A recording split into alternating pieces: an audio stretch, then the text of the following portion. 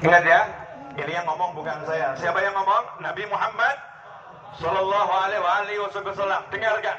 Karena kalau udah Nabi berbicara, kita bicara sendiri, suara kita mengalahkan suara Nabi, hancur amalan kita tanpa kita sadari. Karena itu Imam Malik rahimahullah kalau baca hadis Nabi Muhammad SAW suaranya keras. Rahmatan lil ummah, sayang sama umat. Jangan sampai ada umat yang nanti suaranya mengalahkan ketika beliau mewakili Nabi Muhammad SAW. Karena ketika seorang mengucapkan qala Rasulullah, berkata Rasulullah SAW, saat itu lidahnya menjadi lidah Nabi Muhammad SAW. Saat itu suaranya menjadi suara Nabi Muhammad SAW.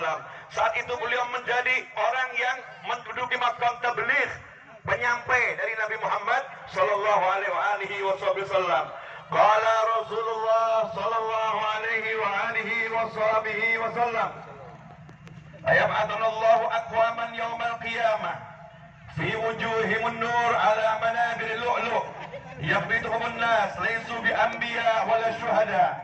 Qala fajata arabiyyun ala rukbatihi faqala ya Rasulullah jullahum lana na'rifhum. Qala hum al-mutahabbuna fillah min qabail shatta wa biladin shatta yajtami'una ala dhikrillah yadhkuruna. Rawahu at-Tabrani bi isnadin hasan.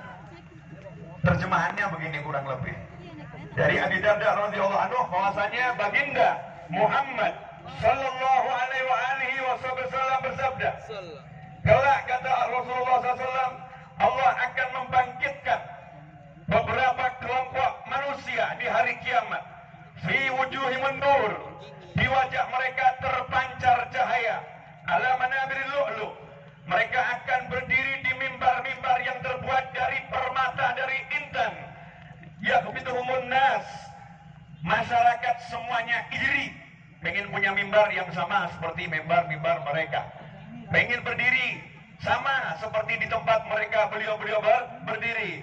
Laisu bi anbiya wala syuhada, ternyata itu yang di atas panggung bukan nabi, yang diangkat di atas panggung bukan mujahid yang gugur fisabilillah. Anbiya punya makam yang lebih tinggi, syuhada punya makam yang tinggi. Tetapi orang-orang ini membuat Nabi pun heran, membuat syuhada pun tercengang. Siapa orang ini? Maka Nabi Muhammad SAW saat itu terdiam, tidak melanjutkan ucapannya. Fajaza Arabi, tapi ada satu orang dusun. Orang dusun itu orang yang polos, orang yang gak kenal politik, orang yang gak kenal urusan A sampai B. Urusannya hanya Nabi Muhammad Sallallahu Alaihi Wasallam. Maka ia pun merangkak mendekati Nabi Muhammad Sallallahu Alaihi Wasallam.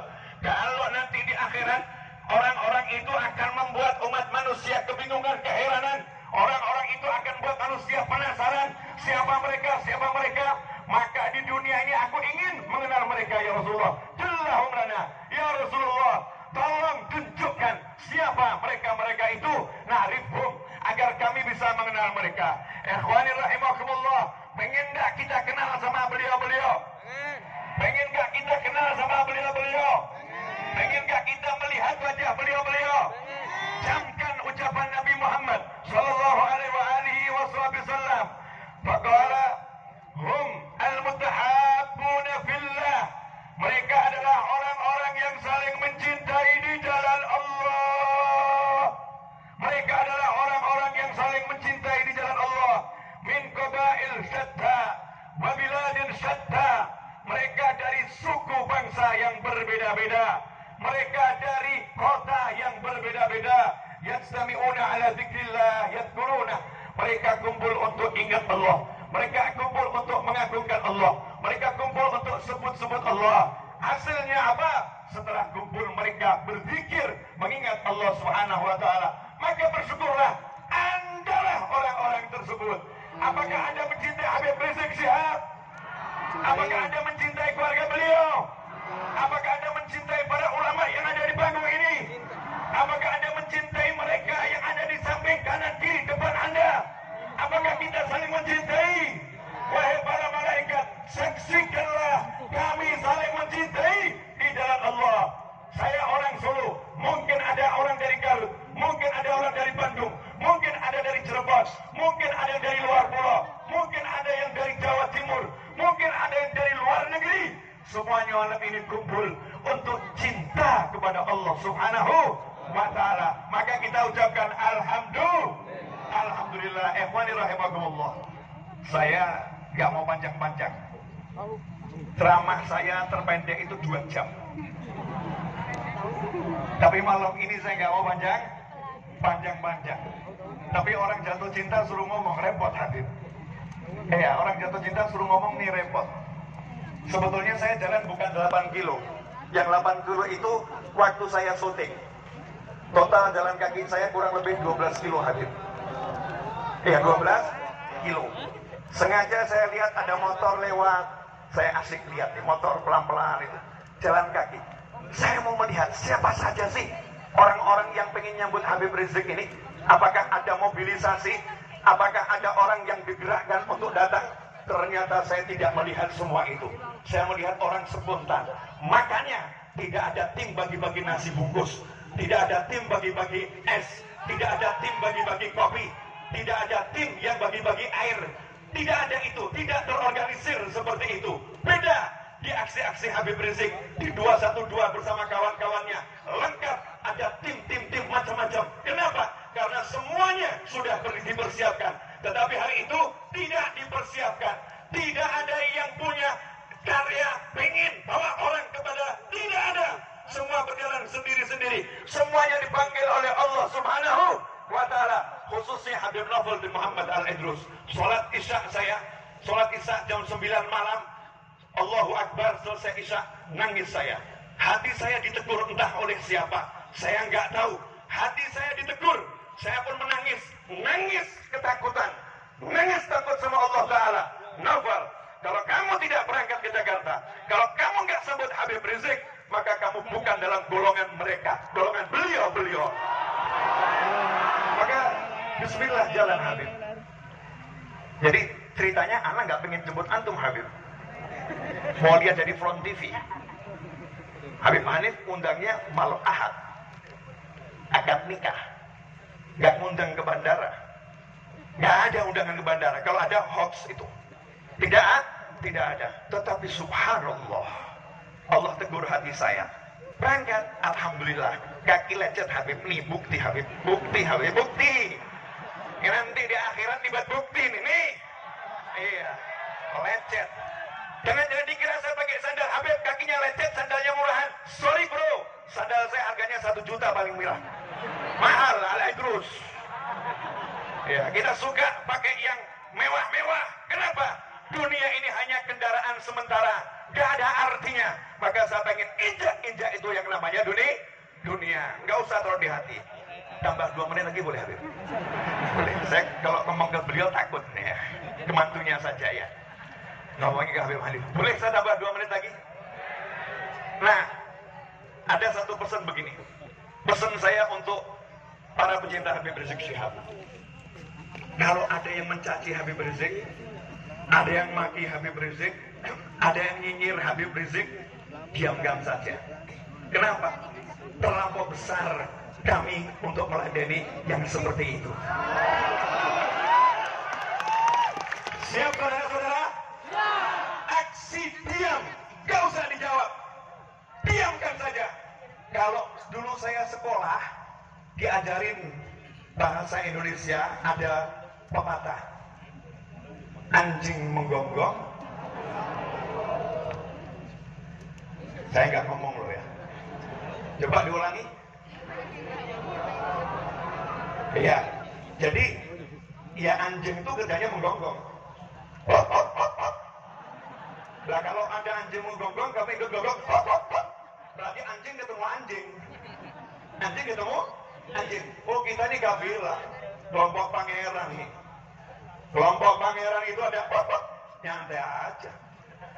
Iya, gak usah gubris yang namanya anjing. Kita doakan. Dulu di Hadramaut ada satu Habib, di majelisnya dicaci-caci, dimaki-maki.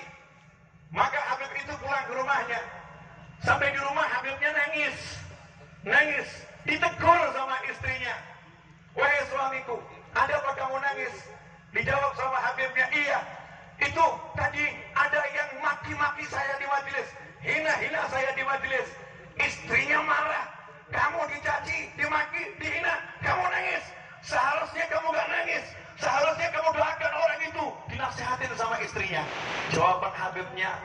membuat kaget lagi. Aku nangis bukan karena dicaci dan dimaki. Nah, kenapa? Kenapa aku terlambat memaafkan dia kok sampai rumah baru aku maafkan? Kenapa aku memaafkannya ketika sampai rumah? Kenapa saat dia mencaci maki aku tidak segera aku maafkan di hadapan Allah Subhanahu wa taala? Ikhwani rahimakumullah, beginilah kami dididik leluhur kami. Beginilah kami dididik oleh kakek kami. Beginilah kami dididik oleh baginda Muhammad sallallahu alaihi wasallam. Jadi anjuran saja, boleh ikut, boleh tidak. Setiap orang boleh jalan dengan caranya masing-masing. Cara Habib Novel yang mau menggonggong silahkan menggonggong. Tapi kita akan tunjukkan kalian siapa yang berjuang di Aceh. Saya mau curhat dikit boleh kan? Saya kan dulu pengen ceramah di Aceh Habib, tapi nggak pernah diundang. Akhirnya dibalah undangan. Dan salah satu undangan itu ada juga, setelah itu undangan lagi. Setelah itu undangan lagi. Nah, saya diajak keliling itu ke Aceh. Habib, ini monumen korban tsunami. Saya kaget karena di tengah kota ada kapal yang besarnya luar biasa. Ini mungkin jarang ustadz yang mau menceramahkan. Mungkin jarang ini Habib juga menyampaikan. Tapi harus diungkap fakta. Kerja anak cucu Nabi Muhammad SAW. Bagi yang masih ragu nasabnya Habib Rizik, tanya kepada pengurus Robitul Alawiyah. Jelas nasab beliau. Iya, tanya saja ke sana. Yang masih ragu. Kalau masih ragu, nanti di akhirat saya doakan ketemu kakeknya. Nanya langsung, benar beliau ini cucu muka gitu. Ya nanya langsung, saya doakan. Tapi Habib Rizik gak butuh pengakuan cucu Nabi atau bukan cucu Nabi. Berjuang untuk kekasihnya baginda Muhammad sallallahu alaihi wasallam. Singkat cerita, ini orang Aceh bilang ke saya, Habib, itu masya Allah waktu tsunami, alhamdulillah ada Habib Rizik Syihab. Beliau bawa itu murid-muridnya. Itu jenazah yang udah usianya 3 hari, udah seminggu. Di bawah kapal itu ada jenazah. Kapal bawahnya ada jenazah. Kami tidak berani masuk, takut kalau kapalnya itu bergerak kemudian kejatuhan. Tapi Habib Rizik merangkak di bawah kapal, mengambil jenazah itu, menjalankan tugasnya sebagai seorang muslim. Bukan beliau yang cerita, saya nggak pernah dengar cerita dari beliau. Bahkan saya nggak pernah bicara, kecuali tahun 2007. Saya pernah bicara tahun 2004. Saya pernah bicara ke beliau tahun 97. Kalau nggak 97, 2004, ketika beliau berkunjung ke Solo, di rumah Habib Zaki dan Abdul Rahman Assegaf, saya kasih hadiah beliau buku terjemahan saya, Manhaj Dakwah, yang di depannya ada gambar foto Habib Umar bin Muhammad bin Salim bin Habib dan Abu Yazid Muhammad bin Abdul Maliki. Saya jadikan foto cover. Apa yang dilakukan Habib Rizik? Maka beliau langsung pegang buku itu sambil menciumi cover tersebut. Syekhi, Buma Syekhi, kedua orang ini guru saya. Diciumin itu foto ulama oleh Habib Muhammad Rizik Syihab. Setelah itu saya nggak pernah ngomong lagi sama beliau. Sampai kemarin saya berangkat umroh. Saya berkali-kali umroh, nggak sampai 5 kali ya, nggak sampai 5 kali umroh. Haji 2 kali. Diajak orang-orang, ayo ketemu Habib Rizik. Saya bilang, nggak mau. Kesian, dari jauh saja. Dari jauh saja. Tapi kemarin ini, Maret, saya umroh, saya pengen ketemu Habib Rizik Syihab. Qadarullah Allah ketemu. Disitulah saya ngomong sama Habib Rizik Syihab setelah sekian lama. Dan tidak ada cerita tsunami. Beliau nggak pernah bangga-banggakan dirinya. Saya begini, saya begini, saya begini, saya begini, saya begini, saya begini, saya begini, saya begini. Nggak ada semua itu. Nggak pernah disampaikan kepada saya. Tapi masyarakat Aceh yang bercerita dan bangsa ini berhutang kepada beliau atas perjuangannya yang luar biasa. Oh ini Acehnya. Akhirat. Saya dengar Habib, saya mau konfirmasi langsung. Karena orang zaman sekarang ini sukanya dengar tapi nggak pernah konfirmasi. Pondok antum yang ada di Puncak, namanya apa? Pondok Syariah, Markas Syariah, lanjutannya Agrokultural Mega Mendung. Ya, luasnya berapa Habib? Luasnya hampir 80 hektar. Al-Fakir dengar antum punya rencana nanam 200.000 pohon di sana. Betul kan? 1 juta. Nah, ini langsung saya konfirmasi ya. Habib Rizik Syihab di pondoknya yang kurang lebih 80.000 hektar itu mau nanam 1 juta pohon, sudah tertanam 200.000. Ya. Kenapa?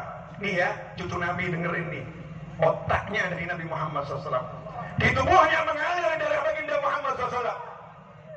Wa'lamu anna fikum Rasulullah. Buka Al-Quran, kalian umat Islam. Setiap Nabi Allah beri wasiat. Katakan kepada kaummu, tidak minta upah apa-apa. Katakan kepada kaummu, kami tidak minta upah apapun kepada kalian. Khusus kepada Nabi Muhammad SAW, beda perintahnya. Illal mawaddata fil qurba. Semua Nabi Allah perintah, jangan minta upah dari kaummu, jangan minta upah dari kaummu, jangan minta upah dari kaummu. Tetapi untuk baginda Muhammad SAW ada tambahan ayatnya. Illal mawaddata fil qurba.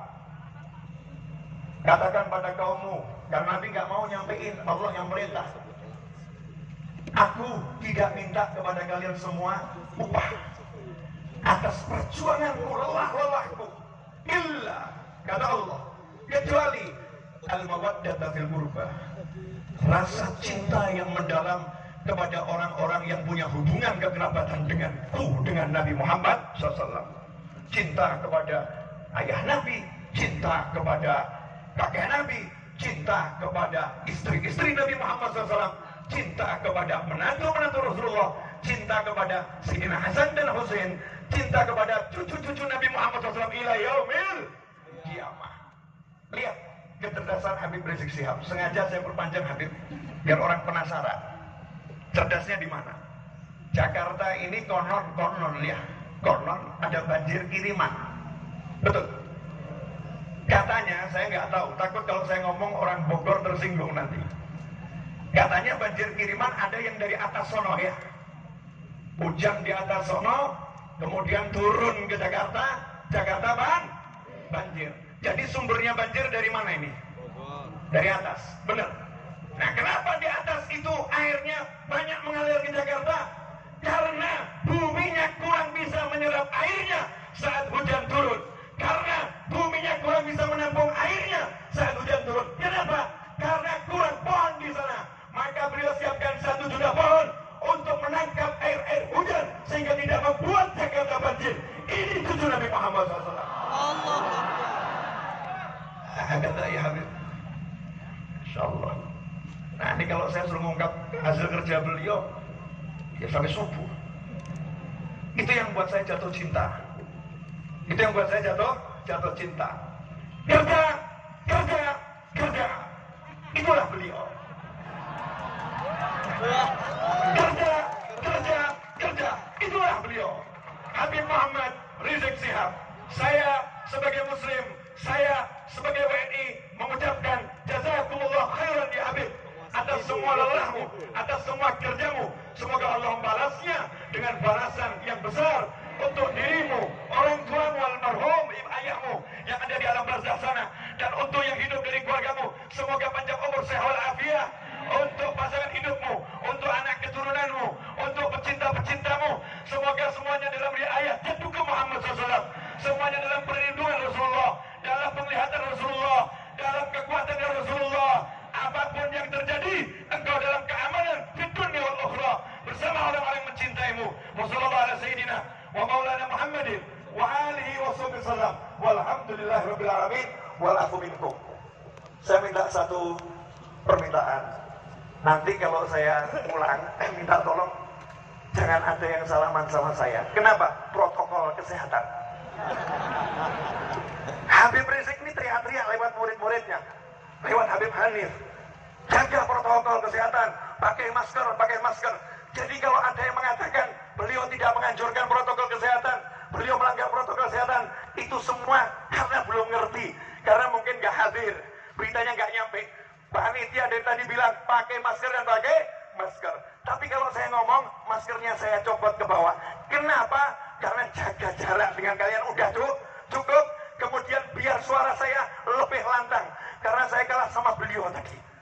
Beliau suaranya jauh lebih lantang, dan juga Habib Rizik suaranya lebih landang. Jazakumullah khairan.